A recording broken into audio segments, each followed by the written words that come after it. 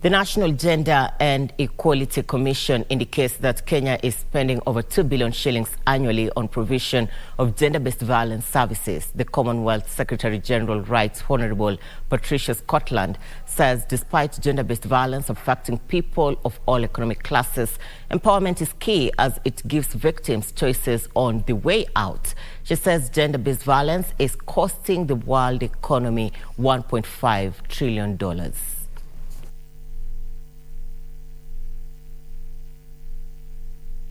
As you look at the numbers in terms of gender-based violence, are we on the right path in the fight, and will we get there?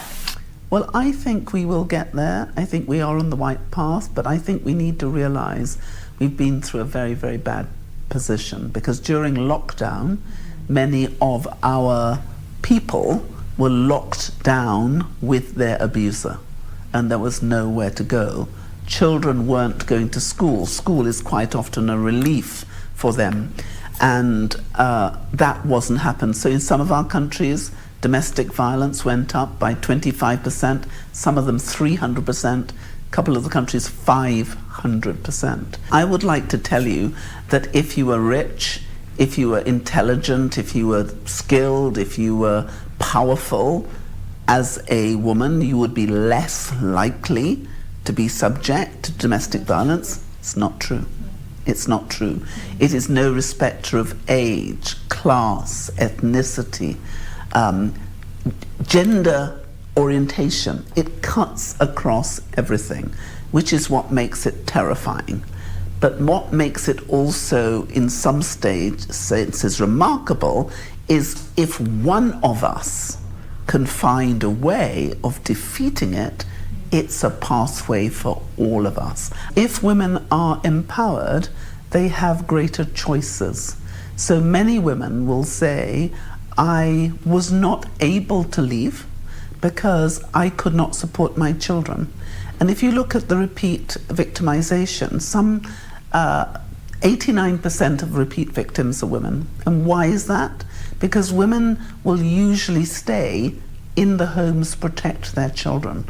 And sometimes it is only when the violence tips over and starts to adversely affect the children in a way where the mother is frightened for the safety and security and lives of her children, will she then leave. So having economic resilience and security will enhance the options the person may have. What I find so heartrending is many of the women who in many other ways are powerful are disabled by shame, by not wanting other people to know. This is an issue which involves men as well as women. In our program, we're talking about peace in the home.